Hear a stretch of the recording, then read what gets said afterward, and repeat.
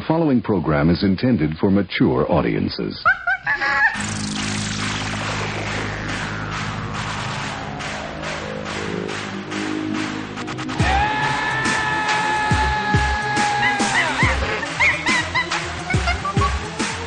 You're listening to Basically a Sports Show. Follow us on Twitter at Basically Sports. Subscribe to our podcast on iTunes. And download every episode and more at basicallyasportshow.com. Now here's your hosts, Zach, Greg, Mike. And you're listening to Basically a Sports Show. Are we just hungry? Well, I'm in the middle of eating right now, so yes, I am. You say you make a mean BLT, Greg. What qualifies as a mean BLT? It's just you put lettuce and tomato and bacon. Actually, it's a BT. There's no lettuce on it. So what's the point? No, it's just really good. It just tastes good. I don't know. Fuck. I didn't do anything special. I microwaved some pre-cooked bacon, threw a slab of cheese on it with some mayonnaise and a tomato. And you put mayo and tomato on it. That's not just a BLT. Well, it's it's a BTMC. For the purposes of our argument, it's going to be a BLT because that's that's what everybody understands. Whatever. I'm not big on BLTs because I don't like lettuce or tomato, and I'm not just going to put bacon on a piece of bread. Just eat the bacon. Yeah, well, you want to talk about heathens? All of you are heathens for eating bacon. It's a Jew joke. I thought it was a Canadian joke. I was going to say Canadian bacon. I ate bacon the other day. All right, if he's going to do this, have him put a headset on. No, Jack's just going to be peanut gallerying now and then. Okay. It's a first, actually. First ever Bass where everyone's in the same country. Sort of. You're in Kentucky, but yeah, more or less. I mean, I'd say Kentucky is more of America than anywhere else is. Yes, Mike is actually about 50 miles north of where my entire family is from, I believe. I'm going to double-check that really quick here because I always get Pikeville and Paintsville confused. I went to Kentucky one time. Yeah? And that was for lunch. At the nearest IHOP to my mother's house, which she lives in Illinois. Oh, you're on the western side. That's not real Kentucky. I went to Paducah. Yeah, that's way over on the west side. Okay, Mike, you're in Pikeville, correct? Yes, Pikeville. All righty. There's Route 23. I take that back. You're south of where my family is from by about... did you come in on 23 to Jack's place? I did, yes. You went right through Prestonsburg, Kentucky, which is where my whole family's from. Oh, Prestonsburg. Yep. Okay. Yep. Yeah, home of the Miners. Oh. Yeah, home of the Miners. You're division leading, 9-1. Best record in the... What's our league called again? The ALBC? Best record in the ALBC, Prestonsburg Coal Miners, yes. I don't even know what my record is in that league. It's not good. I know that. I know. I think I'm going to drop fantasy baseball after this year. It's too because time-consuming. This is a question I'm going to ask you later in the show, Greg, but I'm having trouble getting into baseball. And you want me to help you with that? Yeah. What if I have the same problem? Well, I used to love baseball as a kid, and now it's like going to baseball games seemed like a chore. Here, I don't want to watch it on TV. Do you want to do this right now, or do you want to save it? Because I have the answer to this. I have the solution to the problem. We can talk about it right now. Sure. Okay. Basically, I want to be into baseball. Hockey season's done. You can't. I have to have something. I want to get into baseball again and love my Angels and get into the game and the minutia, but I'm having trouble just latching on to baseball right now. I don't know if it's just because I was so disappointed by the Ducks or if this is a more systemic problem of me just not enjoying baseball anymore. I'll tell you what your big problem is. You can't view baseball like you can hockey or football or basketball. You've got to look at baseball as sort of a hobby. More than a sport, almost. Here's the thing. Okay, there's a couple reasons I think why you are where you're at with this. First, going from basketball and hockey in the finals to watching baseball is like doing 200 miles an hour and slamming on the brakes and going to a complete dead still stop. Yeah. You can't watch that series, the Stanley Cup final, and then just switch over to a baseball game. That is just like too much of a shock to the system. But like normally I even enjoy going to baseball games. But the last I think I've been to 5 games now. Yeah. I think 4 of them I've just been sitting there like, what inning are we in? We're in the 4th? My God. Okay, and this is where I have the solution. I went to a Columbus Clippers game last Friday. And They have the pitch clock and the in-between innings clock and all that. And let me tell you something, Major League Baseball needs to implement that bitch tomorrow. I'm telling you, man, that pitch clock, I know that the baseball purists don't want to have a clock be any part of the game. It is the greatest thing to happen to baseball since Babe Ruth. I'm not kidding you. It made such... But that would that really speed up the game that much? Yes, because guys are still yes. I know it doesn't sound like it would make that big of a difference, but it really does. The game started 20 minutes late. It was a 7:05 start. It started at 7:20 because of a rain delay early before the game started.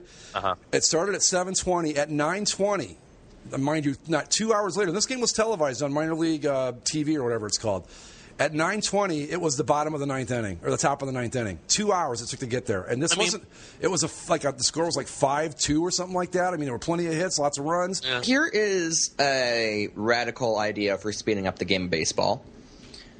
What if they currently have that thing where they fine players if they don't keep at least 1 foot in the batting box? But you know what? They're not holding to that. They're not holding to that, but no. They're not holding to that. I'm saying... go further with it. I know this is going to piss off the purists, but if we're already talking a pitching clock, well, then we're already doing that.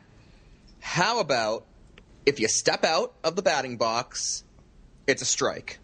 I'm all for it. But like I said, you've got to go to a game where they actually have the real, honest-to-God pitch clock operating in the game. You would be amazed at how much it picks up the pace and everything. I don't think it has been, but you guys can correct me if I'm wrong, that has it been tested in Major League Baseball, at least at the spring training level? I don't know, honestly. I know they're using it in the minor leagues, and you think 20 seconds sounds like a lot of time, but it really isn't. And I was blown away by how much faster the game went, and I thought, this is just so awesome. Did it just seem faster to you? No, it was faster. They played a 9-inning game in 2 hours. But I've seen 9-inning games in 2 hours this season in MLB. In a couple instances. Really? Yeah. Well, then maybe you just don't like baseball anymore. I mean, I don't know. Like, but like normally, like I can sit. Like it's not like the games I've been to have been like actual boring baseball games, because I know the difference between like just a tight baseball game and a boring one. Right. And like I was just sitting there and I kind of like stare at the action for a minute. And then I drift off, and I pull my phone out of my pocket, and I'd be doing other things. All of a sudden, I look up, oh, the inning's over. Well, see, that the phone and the internet and the computers and the tablets and all that. You need to put it away. I had to take it out of my pocket because I was bored, man. But you weren't really bored. You just thought you were. Exactly. Because we're so used to pumping information into our brains at just this phenomenal pace at all times. I find myself doing it when I'm watching like a TV show that I want to watch. Like I binge watched Orange is the New Black, the new season. I'm in the season finale last night, and I find myself like on my iPod bowling while I'm watching the show. It's just a habit. And I mean, I know it sounds like a simplified answer, but that's what it is. We're just so used to the constant barrage of information. That's why in hockey it's easier to watch because it's constant. It's moving. You don't have time to sit and fuck around with your phone and all that in between. But like football, I think you're going to see it happen in football too. Football gets a little bit boring because it's like, especially in person. Yeah, especially in person. In person, while the commercial breaks, it's awful. Football is definitely a sport where the television experience and the live experience are like night and day. I would go see like a playoff game or the Super Bowl if the tickets were free, but that's the only way you're going to get me to go to a live football NFL game again. With the pitch clock in baseball, I mean, you'd be surprised. It doesn't really give you time to drift off because it's happening so fast. It doesn't seem, I mean, it's not like, catch, bang, pitch, like that, but it improves the pace so much that you don't find yourself like sitting there going, okay, what's going to happen next? I mean, it really moves the game along nicely. So that to me, Major League Baseball, they shouldn't even be messing around testing this or whatever. They just need to do it, and they need to do it right away because it will save the game. I'm not kidding. Because I'm with you, Zach. I mean, I sit down and try to watch games at home on TV, and it's like, this is just boring as all hell. And I love baseball. I cannot watch games on TV anymore. Yeah. See, I can watch a baseball game on TV. In fact, I find it incredibly relaxing. See, and that's kind of the thing. Like, baseball to me, it's its own kind of thing. And I kind of just watch it in that context. Get a fucking fishbowl. It's just one of those things. You just gotta calm down, relax, and you just gotta watch it.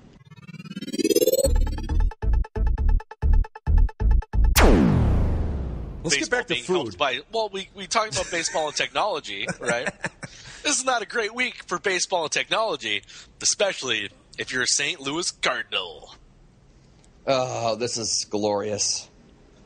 The best fans in baseball, the classiest organization in baseball. The Cardinal Way. They would never do anything nefarious, would they? Or torrid or lewd. No. Mike and I talked yesterday about this a little bit. I'm going to ask him again. Mike, what were they thinking when they did this, the Cardinals? They were thinking the FBI was just going to let them get a free pass on it because they hack the right way. Come on. That's the greatest line ever, isn't it? Oh, yeah. He cracked me up yesterday. I literally laughed out loud when he texted me that. I said, you got to remember that for Thursday. What were they trying to accomplish? I mean, I get it with, like, football because you can learn a lot, like with Spygate. I think the Patriots learned a bit. Being able to watch a team practice in football, that helps. This is baseball.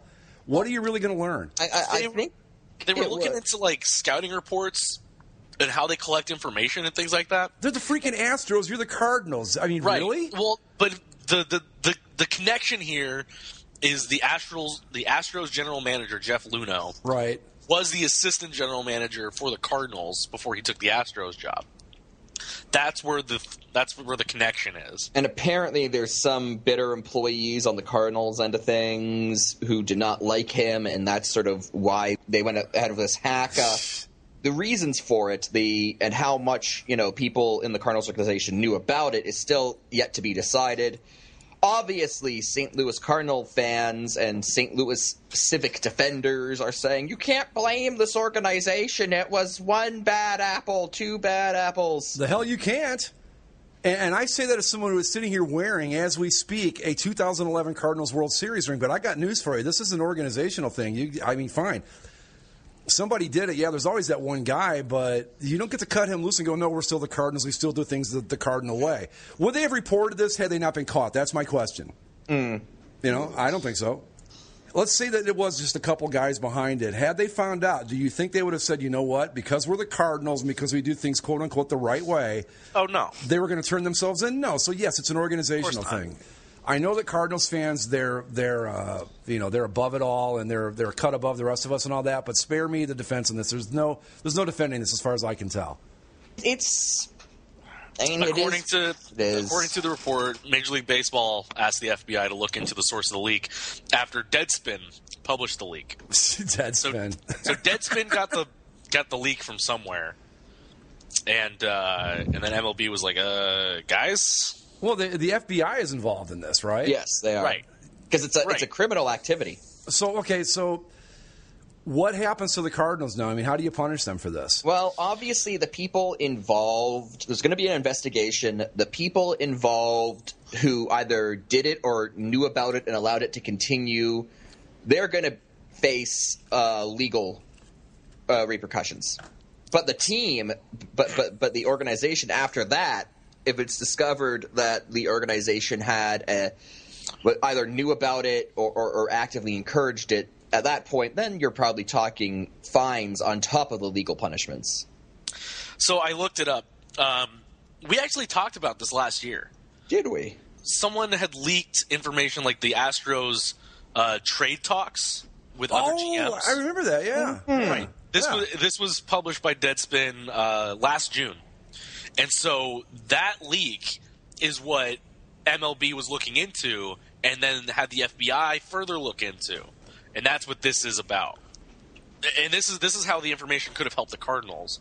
It's trade talks with every other GM in the entire league about certain players. So you see what other teams want or what they think of certain players or what they value. And so you can get the jump on the market by saying, hey, Oakland needs a catcher. We have an extra. Let's talk to them about it. Right. Mm-hmm. And other teams wouldn't know that unless they talk to them or something. In that respect, it's a pretty substantial competitive advantage.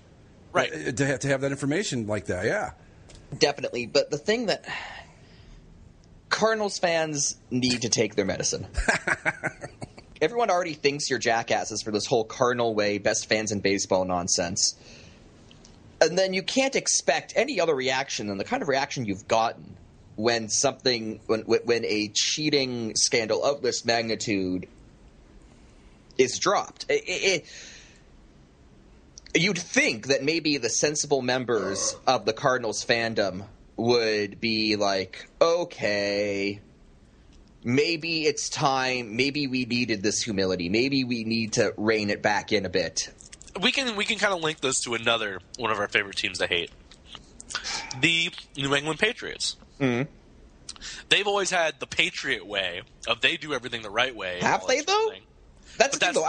I've never heard the Patriot way. Oh, I've heard the Patriot way before. I've heard the Patriot way, but not in the respect that it's the quote-unquote right way, but as opposed to just this is the way they do things with the, they don't spend a lot of money on free agents, that type of thing. But I've never seen it take on the pomposity, if that's such a word, of the Cardinals. It's kind of like they're smarter than everybody else sort of thing. Yeah.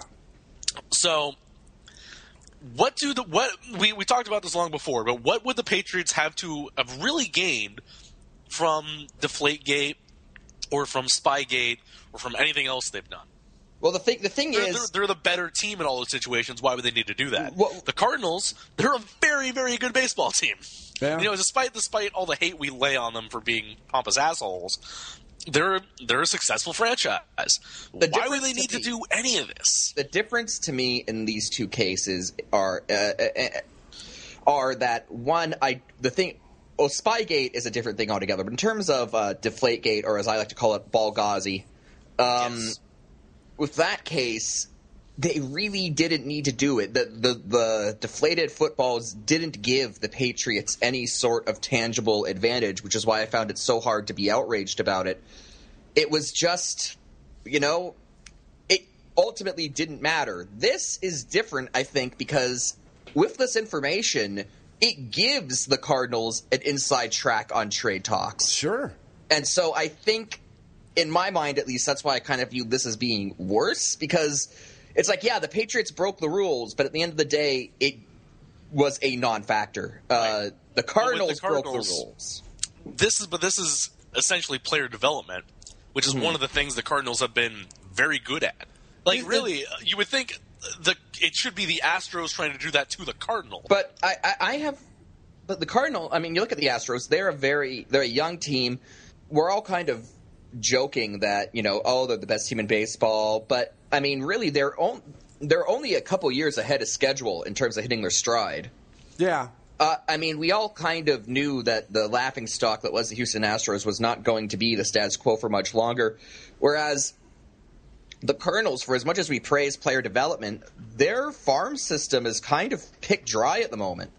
Yeah, that's a great point, because you think about back when this first started with the Astros, they had a farm system that everybody knew was loaded.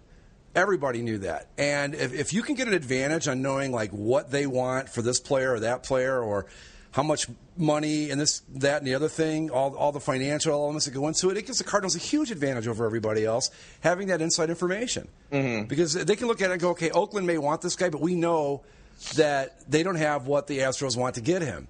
We know it's just, I mean, they can swing deals with other teams to set things up in motion to get the player they want based on this inside information. I agree, Mike. I think it's a lot worse than Ballghazi or Spygate. I think that Spygate and Ballghazi are the equivalent of maybe like stealing signs in baseball. This would be like, to kind of use I guess, a bit dated technological terms, I guess. This would be like if we found out the Patriots were bugging the Broncos locker rooms, right? Exactly, or front offices, right, to get information. I mean, this isn't just slight competitive advantages on the field. This is stuff that if they had kept it quiet, they could potentially have using this inside track to secure the good fortunes of their franchise for probably a solid decade. Oh yeah, it's not just gamesmanship or even just flat out cheating. This is like corporate espionage or whatever the term is for it now. Right. Like what happened to Sony or whatever. It's along those lines. And I don't know. I don't know how you can defend it. I really don't see how a Cardinals fan can defend this. The only thing that you can defend is the argument that it was all just a couple rogue elements. And maybe that's it. But I've got to think that at the very least they had the unspoken approval of their supervisors. But I have a hard time believing it was just two guys and the Cardinals were as surprised as anyone else that this happened. No, that's not going to be how the story unfolds. I think the other problem, though, is even if they find anything, it's not like they're going to kick the Cardinals out of baseball or anything like that. No, but that's the question. What do you do to punish them for this? I mean, they'll fine them. They'll probably take away draft picks. Well, this is something interesting that I heard the other day, too, is the FBI could look into this and find that something happened, but it may not be something that could even be punished. Isn't it already a violation of the law to do this sort of thing? So there would be precedent for the FBI to do something. They would only be able to do it to the guys that did it. Oh, yeah. The FBI couldn't punish the Cardinals organization. Well, right, that's what I mean. Like they'll punish. The FBI can punish the individuals in question, but as far as like the Cardinals themselves, they would have to be punished by Major League Baseball, and so ultimately, I think that'll just end up being a hefty fine and some draft picks probably. I mean, that's the way these things normally go. Yeah. I'd double up on the fine and drop the draft picks because, I don't know, the draft just isn't losing draft picks in baseball is not as much of a death sentence as it is in football. Right. I mean, I don't think you do it for like a couple. You'd have to do it over like you lose your first and second. You lose your first round pick, your next 2 second round picks, and your next 3 third round picks or something like that. Yeah, because unless you're in a position to get a sure thing like a Bryce Harper or a Mike Trout, really. In baseball, having that number 1 pick isn't a guarantee of anything. I can name you for every Bryce Harper that comes along, I can name you 10 Brian Taylors that never even made the major leagues. Like I know Ken Griffey Jr. was a number 1 pick, but I can't name anybody else. I guess Bryce Harper was. Was A-Rod? I don't remember. I know he was up there. So. Well, but anyway, it's just it's just bad. Well, it takes a lot of the shine off the organization, the Cardinals organization. I can say that for sure. Does your ring not look as shiny today as it did yesterday? No, I don't care about that. I wear the ring because it's a World Series ring, not because it's a Cardinals World Series ring. There's a difference. So I am just looking forward to checking out Best Fans in Baseball Twitter. That's going to be fantastic. Just read through the last couple days of tweets. Well, I've seen a sign already. If you can't beat the Cardinals, call the FBI. Yeah, that's what happened. The problem was they were too good, guys. They were so good that we had to call the cops. When I saw this news, this news started breaking, I thought this is like manna from heaven for Zach and Mike. They're going to love this so much. I'm going to read the Best Fans of Baseball Twitter right now. These are tweets from real Cardinals fans, folks. What if Jeff Luhnow stole proprietary info from the Cardinals? What does the Astros have to pay? Yeah. Did he say what does the Astros have to pay? Yes. Not what do, but what does? What does at Astros have to pay? Oh, my God. I love the implication there being it's like, well, he might have done something possibly. I have no proof, but maybe he did. No excuse for hacking, but interested to see if investigation reveals Luhnow or other former Cards employees stole info from Cards. So by stealing info, do you mean working there and learning their ways and then going to a different organization? That's not stealing. No. That's called gaining life experience. I was just going to say that's called job experience. That's what that is. So, is it cheating if Jeff Luhnow stole this database from the Cardinals? Oh my God, you people are so dumb. It's great. It's like all this boils down to the team that was victimized and hacked. They're the real thieves. Right. How dare he leave? But this brings up an interesting question. Oh, go ahead. Now that I've had 24 hours to calm down and be rational, I'm convinced FBI is just jealous of the Cardinals' success. Oh, my God. Another one. We've been framed.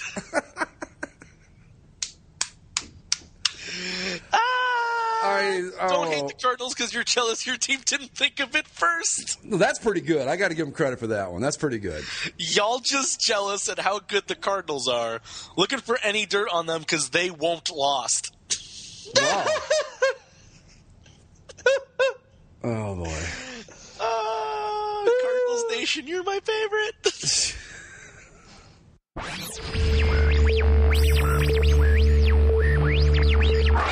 All right, so shall we move on to hockey? Let's move on to hockey. The Chicago Blackhawks, and a surprise to no one, are your Stanley Cup champions. A modern dynasty for all of us to look upon. It was what we expected. I mean, I think we were all kind of in agreement that Tampa couldn't afford to go into that game down a game, Nope. Facing elimination because the Blackhawks were going to smell blood if they had a chance to close it out at home, and they did. Smell blood. First time to close it out at home since 1938. I thought that was kind of cool. And the first game ever, and actually the first game in the series that wasn't a 1-goal game. That was the first point in the entire series where there was a 2-goal lead at any point. That happened a lot in the playoffs this year, though. I mean, the Rangers did that for a stretch, and then you had the finals. I think that's pretty good, right? Yeah, it's exciting games. So, well, where are you at on it, Zach? So the team that vanquished your guys won the Cup. Does that make you feel better or worse? You know what's funny? I thought it was pretty, down in the dumps after the Ducks actually lost to Chicago back in Game 7. Right. What actually made it worse was I always watch the Cup get awarded no matter what. Only it was delayed this year because... Right. Which actually has a fun tie back to 1938 when the Blackhawks last won the Cup at home. Because in that year in 1938, they didn't even get the Cup because Detroit had won it the previous year and they still had it. And they just said, well, there's no way Chicago's actually going to win this thing, so we're just going to keep it in Detroit until we have to give it out. Except Chicago won, so the Cup wasn't there. The Cup was in Detroit. How close did it come to not actually making it in time? Well, it wasn't there on time. It wasn't there on time. It was weird. They won the Cup, and then they stood around awkwardly for 15 minutes on the ice, right, where everyone was just high-fiving each other, and then that lasted for 5 minutes, and then for the next 10 minutes they were all just sort of standing around on the ice. Well, see, I mean, I know that it doesn't come out immediately after they win. It doesn't come out immediately, but there was still a noticeable delay. Really? Well, they don't start the game with the Cup in the arena ever. They only wait until it's possible that it could be won. Because Lord Stanley likes to be fashionably late. Well, it's one of those things where it's tradition, where it's if the Cup's in the building, someone might think it's bad mojo, or you might accidentally walk by it or something. Okay, here's a question then. All right. I guess maybe next year they could look at it and go, maybe we should get it there and just leave it in a trailer or something outside until the game's over? Well, what happened was there was a big storm that happened in Chicago. Yeah, I know. There were floods and everything because we got it out here too, yeah. Right. So they couldn't – normally they would have been fine, but instead they had to get a police escort where, no joke, according to reports, they were driving through the streets of Chicago at 100 miles an hour to get to the arena. I just thought, only the goddamn NHL. The NHL finds themselves in a situation where a popular team has managed to win it, and the trophy's not there on time. Fantastic. Yeah. Well, what I was saying was once I finally saw the trophy get awarded and finally saw someone hoist it over their head again, then it really hit me. Because I was like, damn it, that should be us. I was legitimately depressed after that. Because I was normally I'm oh, hey, the Cup, that's always, the Cup, the Stanley Cup is just a different trophy from every other one in sports. Even if I was in the building and my team lost, we left before the Blackhawks got the Western Conference trophy because who the hell cares? They're not going to touch it anyway. But if it's the Stanley Cup, you stay and watch the Cup. If for no other reason, because how many chances in your lifetime are you going to get to just see that in itself? Forget who wins or loses, Yeah. You got to just stay to watch just to see the whole the pageantry of it all, or whatever you want to call it. So seeing another team hoist the trophy that I thought we were legitimately going to win this year, that hurt a little bit more than just simply losing. If anything else, you can at least get consolation the fact that it was a good series. Yeah, and hey, we took them to Game 7. Did they go 7 with anybody else in the playoffs? They didn't, did they? No, they went to 6 with Nashville and 6 with the Tampa, and they swept Minnesota, right? And to I don't know whose credit, the Blackhawks did mention a lot in their post-game interviews when they were recapping the playoffs. Almost every single one of them said, we beat Nashville, swept through Minnesota, and Anaheim was a battle. Anaheim was tough. It's okay, well, there's that, I guess.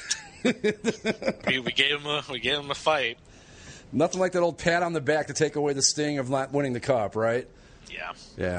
But Chicago, they deserved every bit of it. Out of all the teams, I think they truly earned the Cup this year. I think so too. They were good. They were good the whole time. Duncan Keith definitely deserved the Conn Smythe. Duncan Keith I couldn't believe, like, of course he scored would end up being the game winner. Yeah, right. And he got his own rebound too. Yep. Yeah. That was a winning goal. That was a pretty goal, man. I mean, that dude is I don't even know what to say. Zach put it perfectly. It was like the T-182. Yeah. Yeah, I said T1882. I mean, Duncan Keith scored the But, you know, I mean, he is a guy that as the playoffs progress, and I watch more and more of him, where, like I said, I would be in the middle of a conversation, and he would just get the puck, which happens how many times a game? You know? Oh, a bunch, yeah. Especially if he's out there for 45 minutes. And I would stop and wait to see what, you know, if he was going to shoot, pass, or whatever, and then I'd move on to whatever I was going to do. I mean, that's just how it was. He's just something else. But so I'm with Zach. I still think they're a dynasty, Mike. Have you changed your opinion on that at all? I mean, Gary Bettman called them a dynasty. Well, if Gary Bettman did it, like, I was just going to say, Gary Bettman called them a modern dynasty. I don't know. Like, again, I think it cheapens it to the point where if a real dynasty, like the ones that we are used to calling dynasties, if something like that were to arise, I think calling this team a dynasty might cheapen that. I don't think you're ever going to have a team win 4 in a row again. I think getting 2 is going to be tough enough. I just don't see why we have to call a team a dynasty. Like, are we not capable of acknowledging that they're a very, very, very, very well run, talented team? Like, do we have, like, is the dynasty label that important? Yes, we have to, because ESPN said so. No, not ESPN. Of course, what am I thinking? That means they would have actually covered hockey. Well, they sent Steve Levy and Barry Melrose To the building? Oh, yeah, they do that every year now. You want to talk about hockey coverage? Levy and Melrose get their own little handy cam and go down to the cup final. I think the other thing to do with the Blackhawks, though, is that they are this generation's team at the very least. Yes, like you look at the 90s, it was the Red Wings. Yeah. And the Red Wings were the last team to win 3 cups in 6 years. Those Red Wings teams. This is going to be the team that everyone like. And everyone. When you go back in history, it's like, oh, the 70s Canadians, the 80s Oilers and Islanders, and then the 90s Red Wings, and the 2010s Blackhawks. We all thought this was going to be Pittsburgh. That did this, the 3 and 6, yeah. Right. No, we all thought that, like, you look at that team, that is an absolute squandering of probably a generation's best player in Sidney Crosby. Yep. You look at what this team is able to do, and you're like, wow, the Penguins should have been that team. The Penguins should have been the team to win 3 and 6, or at least get more than 1. Right. I mean, you look at the duo of Kane and Taves versus Crosby and Malkin, and when they went to back-to-back Cup finals, and they went to 7 games both times, and they won the second one, you just thought, well, I mean, this is it now. They overcame the Giant, and now they're going to be the good team. They're going to be the team everyone measures itself against. And this is why I think it's harder now with the salary cap. They mismanaged the team's talent. Hockey isn't like the NBA, where you can't just have a couple superstars and them carry you all the way. The Blackhawks were almost at their best when Taves and Kane weren't doing well. Because when they weren't scoring and they couldn't pick up the team, it was guys like Brandon Saad, Andrew Shaw, Antoine Vermette, Chris Versteeg. And the defense, we talked about how beat up they were. They were the rock that this team was able to carry themselves on. The one thing about this finals, this result that I really don't like is it's just gonna justify Don Cherry's "you don't need no more than 4 defensemen" mentality, and like, see, I told you. I don't think Chicago would have played with only 4 defensemen if they could have found a way around it. Exactly. You want to hear probably the most amazing stat about these Blackhawks in their current run? Okay.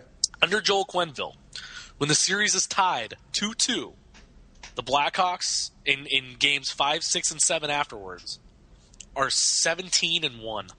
Didn't I hear something too where if they led going into the third period, they were like 30, they hadn't lost this year. Yeah, like 35-0 or something like that. Yeah. They were a great team, but remember, when they were down 2-1, guys, I know it was over. The series was over. Yeah, God forbid, the Blackhawks just jump ship. Everybody leave. It was just. I'm going to say this again. I granted, I'm no hockey expert, but I did not see what those guys were seeing with that team when they were like, "It's over. The series is done." They've been terrible at this and that. I'm thinking these guys have been fucking awesome all year. Yep. I don't know what you're seeing. What am I missing here? What I saw with the Blackhawks was exactly what they showed from that point on. That they weren't going to go down easy. that they were going to fight till the end, and that they have that championship pedigree that you just can't teach. We're talking basketball. Talking basketball. Another crushing defeat, another chapter in the book of misery and the factory of sadness. But is it, Greg? No, not at all. Because you said that several times during the series that this won't go up as one of the great Cleveland. Do you guys think it should? No, I don't know, because I think the team's still young enough that, I mean, this isn't going to be their last hurrah. And they got within 2 games of winning the NBA Finals with LeBron's 2 biggest supporting cast members out. So that's what I mean. I know that during Game 6, they're like, will it be another heartbreak for Cleveland? And I said no. This isn't the drive or the fumble or blowing the lead in the bottom of the 9th in the World Series or all the other shit. This isn't the legacy of how John Elway became great. Right, exactly. I really think that there was nothing but a upside for the Cavs, even before Kyrie Irving got hurt. People seem to forget that the Warriors were heavy favorites going into this thing. Mm-hmm. Even before Irving got hurt. So there was no heartbreak here. It was nothing but upside. No. I think it's a miracle they won 2 games. When you look at that lineup, and yeah, they had a couple games there where guys played way over their heads. But overall, I mean, to lose that series 4-2, that's a victory in my book. And LeBron had one of the more impressive individual efforts I think anyone's ever seen. Yeah. In the NBA Finals. He led both teams in points, rebounds, and assists. Should he have gotten the MVP? It depends on how you define valuable. It's hard to say, though, because the team still only won 2 games. Mm-hmm. Yeah. And I think it's easier. Like in hockey, we've seen it plenty of times where the losing team gets the Conn Smythe Trophy. But the difference is the Conn Smythe is for the full playoffs. Right. And so you can have an incredible story like the last guy to do it was J.J. Garrett, Mighty Ducks. Yeah. And he was incredible for the entire playoffs. Devils fans are still crying about that, by the way. Yeah, because Marty Brodeur might have been a little bit better in the finals itself, but the Ducks still managed to push it to 7 Marty games. Brodeur also only had to face 5 shots a game. I was just okay. I don't want to go too far off the NBA, but just for a second here, because I was reading some of that about Marty Brodeur. Yeah. 2 things about him. First off, I've always had the impression that he's not. Don't get me wrong. I think he's a good goalie. Maybe even great. But I also always felt that he was a product of the defense his team played. Am I wrong in that assumption? Because I saw him pitch a shutout against the Blue Jackets where I could have stopped 13 of the 15 shots he stopped. Right, because the shots were always limited against him, and they weren't ever. And I'm not knocking him. I'm not saying he's not a great goalie and all that, but I'm just saying that it's particularly in the case where Giguere won it over him, I think it was completely justified. Yeah, but in that instance, it was fine. But when you go over to the NBA Finals, it's the Finals MVP. Right. And LeBron was great. There's no doubt about it.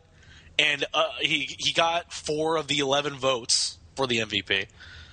But it's just so much harder to give it to the losing team. He was impressive. This is all I have to say about Martin Brodeur's greatness. Nothing? Oh. No, Link. Oh, yeah. Oh. Well, he won the gold medal as a backup. Stop it. No, he was in net for in 2002. Huh? In 2002, Martin Brodeur was the starting goalie for Team Canada in 2002. Was he? Yes. I'm not saying he wasn't a great goalie. I just don't know that I put him on the pantheon of all-time great goalies. I think he's the next step down. That's all I'm saying. On the Finals MVP, actually, I think the guy who got screwed out of the MVP was Stephen Curry, I think. No, I thought Iguodala deserved it. I'm totally in agreement with that. Iguodala had 2 good offensive games. And people were praising him for his defense all series. LeBron still averaged 35 points. But how was that impressive defense? Because LeBron would have probably scored 70 without it. I don't know. It was hard to pick an MVP with the Warriors because Curry wasn't great at the beginning of the series. Iguodala was. You got to give it to somebody at the end of the day. And I think that Curry had his moments, but I don't think at any point he ever dominated in that series. That's my reasoning for it. I don't know. Hard is it for me to believe I watched every single game of that series. I don't know how I got through it, but I did it. They should give me the MVP for doing that. But hey, congratulations to the Golden State Warriors. Yeah, that was cool. Somebody else won the NBA title. Right.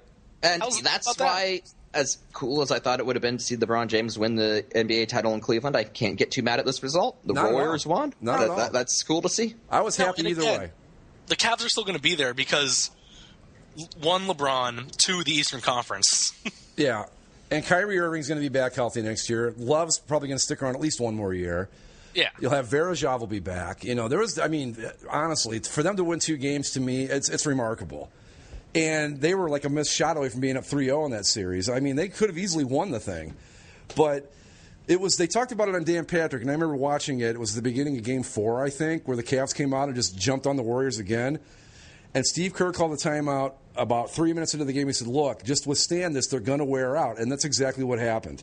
They just ran out of gas. You can't beat a team as good as the Warriors with a 7-man rotation. You're just not going to do it. I thought it was a pretty good series, though. I can't believe I watched all of it, but I enjoyed it. It was refreshing. It was nice to see new blood, I'll say that. Right. I think that's the takeaway from it is that it was Cavaliers-Warriors right in the final. And it got like... You okay, Mike? Yeah, I'm good. Oh, it sounds like somebody fell off a chair or something. No, good here. All right. No heartbreak in Cleveland. I mean, maybe the fans feel that way, but I don't. I thought that they did as well as you could have expected, probably better, actually. I guess that's really all I got to say about the NBA. No one has to talk about it again for a year. Yeah, it's funny. Like I don't. There's not too much to say. It's just we're really stoked on all the results. I think. Do we want to talk about how the Clippers clipped again? I have plenty of things to say about the brand new Los Angeles Clippers. Come on down. We've talked about the new logos before. They were officially released yesterday. Well, today and last night. The Clippers owner, Steve Ballmer, even though he was wearing a polo shirt with the new logo on it, officially released the logo when he pulled a T-shirt out of a bag to get the color. How very Clippers. So here's some things. Let me find the picture that has all the not Nike speak. Oh, I have all the corporate speak right here. Here we go. Okay. The new era of Clippers basketball. Our new identity is symbolic of a page turn. And the next era of Clippers basketball. Yeah, you already said that. So the logo, we've all seen the logo with the black Clippers in a generic ass font with the lines around it. That blue and red line that underneath the word mark, it calls to their nautical roots. Adding dimension and energy, the curved lines below the bold Clippers word mark symbolize the horizon of the ocean, alluding to the team's nautical roots. Really? Or they're just lines. I'm going with they're just lines. The Price is Right logo that you're referring to, Greg? Yes, which I think is my new favorite logo, honestly. It's embracing LA. We wanted our LA logo to be unique, iconic, and distinctly LA Clippers, so we created our own LAC monogram. The stacked LA takes the shape of a basketball court. Oh, God damn it. Also known as a rectangle. The stacked LA brings the shape of a basketball court, signifying LA basketball. The Clippers blue sea wraps around the LA, literally embracing our great city. No, it looks like something from The Price is Right. Legacy colors modernized. The addition of black lends a modern edge. Legacy elements include the base structure of the uniforms, red, white, and blue color palette, and a tribute to Clippers faithful. So and what they mean by the legacy of the new of the Clippers uniforms, look at this GIF, and it will explain what they mean. They took last year's jerseys and put the new word mark on them. That's the only difference. Wait, all right. The road jersey is the same thing where it's the red. I thought they were going with blue road jerseys this year. No, well, they have the red ones, but they have the Price is Right LAC. Oh, that's on the blue one, on right? The chest. That's the regular road jersey. So this just seems so cheap. It's such a cheap rebrand. Like, we just kept the previous. Yeah, oh God. And so they have all this garbage. They made a Funny or Die video, which was terrible. They released the logos on Conan O'Brien's show. The best part about this, though, is franchise optimism for the new word mark. The LA Clippers word mark is outlined in silver. The silver lining in the Clippers word mark alludes to the renewed collective optimism of Clippers Nation. You guys have to go to their website. Oh, it's great. Well, not only that, because first thing you see is an advertisement from Jerome's Furniture, official furniture store of the LA Clippers, and it uses the old logo on the page announcing the new logos. How great is that? EA Sports NBA Twitter put that thing out that I just put in your thing, where the Clippers logo does look suspiciously like an EA Sports. Whoa, it really does, doesn't it? Yeah. Wow. Yes, it does. So, I mean, here's my overall thoughts. It's nice that the Clippers no longer look like the Lakers. However, I kind of miss the old Lakers knockoff. However, this is garbage. This is pure, uninspired garbage. And like the reveal video they have on their website, it's hilarious to me because they go through this whole process of they have this big CGI Clipper ship going through the waters of the ocean, commanding the seas. Nothing about this logo says Clippers other than the word. Right. I don't know. Those lines are the horizon. Yeah, garbage. I don't see a ship. I don't see water. I don't see anything. I see Clippers with an @ symbol for a logo. The lines to me are there because they needed to put red and blue in there somewhere. Right. Well, so that's how they did it.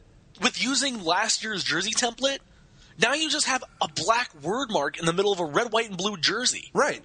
That's why you need the lines. What the hell? The Clippers gonna clip. Yeah. Clippers gonna clip. They have the opportunity to really move forward with the brand, turn over a new leaf, become a new Los Angeles Clippers franchise. And they went with the cheapest, chintziest looking rebrand I've ever seen. Well, you saw the Funny or Die video, Mike, right? I did see, yes. So in the video, they basically have Steve Ballmer unveiling all these new logos where it's just basically like fast food restaurant logos and department store logos with Clippers instead of the actual name. So like Carl's Jr. So what, when they got to the prices right, they said, let's go with this one? Is that? Oh, no. According to the video, Blake Griffin, he dabbles in graphic design and made it. Judging by the looks of it, I wouldn't be surprised. It wouldn't surprise me if Blake Griffin whipped this up on MS Paint. So the thing that I find funny is that, Steve Ballmer comes from a cold corporate environment at Microsoft, and that was the joke. But I think this new Clippers logo is it's cold and corporate. It's that, but it's not the logo of a sports team. It is if you're like using Team Builder on NBA Live 2005. Now, Steve Ballmer has actually responded to the overwhelmingly negative response to this logo on social media. Did he? Ballmer responded, "Many people really don't like change in this world. They really don't." That was his excuse for this? Yes. It's not just that it's change. I think we all agreed that it would be a good thing for them to use this opportunity to change their brand and become something new. Look, no one on this show is more like throwbacky and retro oriented than I am. And I assure you, I am not looking at this going, God, I miss the old Clippers uniforms. I do, because this one's bad enough that I miss it now. But that's my thing, though. I mean, it's like, look, I had they needed a rebrand. I'm the first one to admit that, but this is just not good. I will say this. I like it better than the Oklahoma City Thunder. Do you? I don't. I do. No. I do. I mean, it's not, I don't know. As a full package, it's not. Wordmark, logo, jerseys, all of it. You still think that this is better? No. The complete package is worse because at least the Thunder have the home and road uniforms I like for the Thunder. It's the logo that sucks, but the uniforms themselves work. Here, it's a complete failure across the board. So the whole package is worse than Oklahoma's. But if we're just doing logos, I think I like this more than the Thunder's. Well, see, I look at it like of the two clip art logos in the NBA, I think the Thunder's is better. Mm-hmm. But neither one are great. But I never minded the Thunder that much. I mean, I think it was horribly unimaginative, but it was okay. This has the same problem as the OKC one, though. Neither of them invoke what their team name is. No. Like, the Thunder's logo, you could have – I think it was just a logo designed for an Oklahoma City basketball team, and whatever they were going to call it is what they put, like, as the team name on the logo. You could do the same thing here with the Clippers. I don't care what garbage they're going to tell you about horizons and oceans and whatever the hell. You could have renamed them anything else that started with a C, I guess. And it would fit. And it wouldn't be any different. You could have called them Los Angeles Cocker Spaniels. Well, you could go Cox. Yeah. I don't know if I expected more from the Clippers, but it's just that. Well, this was their chance. This was their chance to break the mold because new ownership group. This is the chance to say we're not that sorry team that you know the Clippers to be. And even with brand new ownership, they still keep making the same bad decisions. I think they're cursed by stupidity. Like, to each his own. We have not had a good run of new uniform reveals lately, have we? Well, actually, later on tonight, we're supposed to be getting the new 76ers uniforms. Oh, well, those might be pretty good. Are going to be fine. And actually, from what I've heard, the Coyotes are going to be releasing their new jerseys in like 10 days. From a random parking lot somewhere as... Well, no. Mike, did you see in the NHL thread the concept as told to somebody? Yes. I actually don't think it's that bad.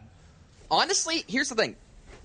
I really like that concept. I'm one of the few people who likes the new logo over the old logo. Like, I actually like the current Coyotes logo. I've always just kind of felt, and I say this as someone who likes traditional style hockey uniforms, I always kind of felt that their current look was a bit plain. But I'm actually considering picking up one of these new Coyotes jerseys. Really? Because it'll be the last Coyote jersey we ever see. Oh, kind of like when you got the Bobcat stuff? Yeah. No, one, it'll be one of the last Coyotes jerseys we've ever seen. Two, I actually like it. I think it's finally a decent design paired with that great logo that I like. Well, yeah, and like three, it'll be a collector's item. Like in 20 years, like it gets me like, who are the Coyotes? Oh, let me tell you a story. I think the thing that's the best part about them is really the use of the limited use of the Kachina striping pattern. They didn't go overboard like their inaugural set. I think those aren't bad. Those aren't bad at all. With the current jerseys they have now, like they're bland, but if they had, instead of going with white stripes, if they had gone with the sand-colored stripes with the Kachina pattern in the stripes, that would have made them traditional striping, sure, but a unique element to them. Like the same way that the old Carolina Hurricanes jerseys with the Hurricane flags, it was simple striping, but it used a unique element. And it made it interesting. And then they got rid of it and slapped it on the back, in the inside back of the collar. Hey, the hanger effect is real. It inspires them.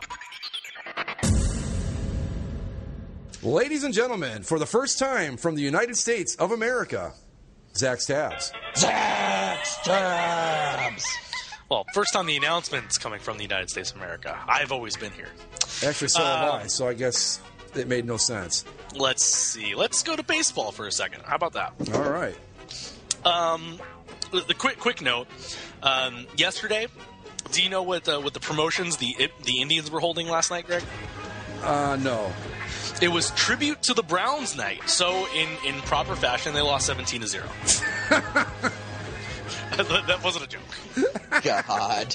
That's perfect. Do you remember, I think it was last week or 2 weeks ago, we talked about the Leicester City football team, or soccer team? With that video that scarred me for life? Yeah, they went to Thailand. Right, yeah. Yes. Had the orgy. Sadly, for some reason, that stupid thing popped into my head out of nowhere yesterday. So thanks for that. Well, the three players involved, Tom Hopper, Adam Smith, and James Pearson, have been sacked. In more ways than one. They've been fired. Their contracts have been terminated. For what? For posting the video, or for being involved in the activities going on in the video? Probably for posting the video. Because okay. Maybe they didn't approve of the activities, but if no video had gotten out, nobody would know. Come on, it's Thailand. I mean, that's what people do over there. Well, the city. Well, remember the team has a sponsorship deal with the tourism board of Thailand. That's why they were there. So come visit beautiful Thailand. Yeah. Have your gooch licked. Oh my! Thanks. Now I've got a sentence to go with the visual. That's perfect, Zach. Thank you. Well, I mean, even your taint needs some care, taking care of it from some time. Okay. If there was ever a bottom we were going to hit with this show, we just did it. No pun intended. No, I just accidentally deleted a tab, but it's probably for the best at this point. The final thing I have, this is a big news, because we did spend a little while, either last week or a couple weeks ago, talking about the presidential race here in the United States of America. A new competitor has entered the fray this week. No way. Donald J. Trump. Oh, yeah, I heard about this. Officially running for the Republican nomination for the presidency of the United States. He had a hell of a speech to give. Oh, he was talking about Mexico and saying that they're bringing all their drugs and the rapists over the border. But there's still good people down there too. Except for the drug dealers and the rapists. And he added, he's really rich. We knew that. His confident attitude is what the country needs after having a bunch of losers run the country. It sounds like Headley announces candidacy. Is that it? Yeah, I didn't find anything really gross or disgusting this week. So. Sorry. All righty. Well, I mean, there are other things, but they're too long to explain and not worth. Oh, actually, last thing, I forgot about this. Okay. Did you see the headline in Korea? Yes, I did. Oh, you're going to love this, Mike. Well, in Korea, there's some national English language newspapers, and they have a sports page. And on the sports page, they had an article about the Chicago Blackhawks winning the Cup. Yeah. They write their own headlines. And so the headline read, Chicago Bears clinch Stanley Cup. Which I think is pretty impressive, because you got to figure how many of the Bears can actually skate. I'm just saying. Yes. Have you ever seen a skating bear play hockey? No, but I've seen chimps play hockey. They had it in Russia. I've seen chimps. I assume Russia put a bear in skates and had him play hockey. I'm not even kidding. I was going to say, I bet you it would have happened at a Russian circus. Oh, absolutely. All right, are we done? I believe that is it. Okay. Well, with that, you know the routine. Follow us on Twitter at Basically Sports. Go to the website, basicallyasportshow.com. Spreaker, Stitcher, iTunes, and the YouTubes. We have 2 new episodes of basically a geek show coming down the pike here, and they will probably be out before this show is. But just in case you happen to hear this show before you hear those 2, they're on their way, including one that is a first for the Basically a Podcast Network. Basically a podcast taking place in the same room. It's been a week of firsts here in the Basically a Podcast universe.